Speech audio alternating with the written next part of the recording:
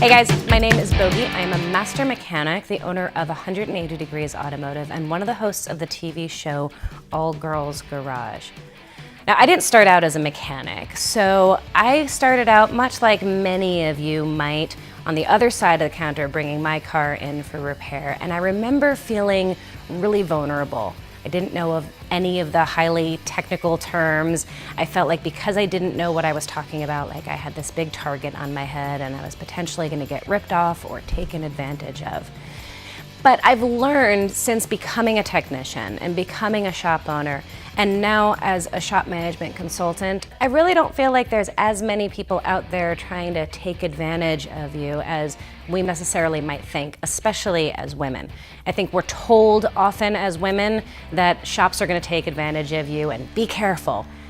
And it does happen. But the way to avoid that and minimize that is by doing a couple of things. So number one, find a good shop, right? And then develop a relationship with them. We don't go to a different doctor every time we're sick, and yet somehow with our cars, we think it's okay to just go to a different mechanic every time. Well, it's really hard to develop a relationship and develop trust with a shop if you're going to somebody different every time. So find a good one and stick with it. But how do you find a good shop? So there's a couple of things that I recommend. One is recommendations and referrals. That's the best thing you can do.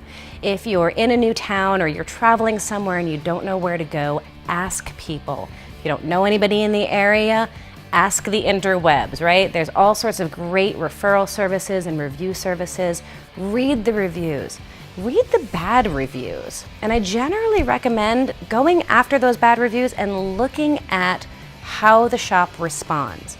It's really easy to provide great customer service when everything's going smoothly. But what happens when things don't go so smoothly? How is the shop reacting then?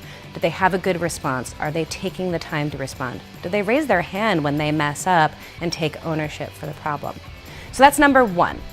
Go to reviews, go to referrals, find a place that other people you trust, and try them out.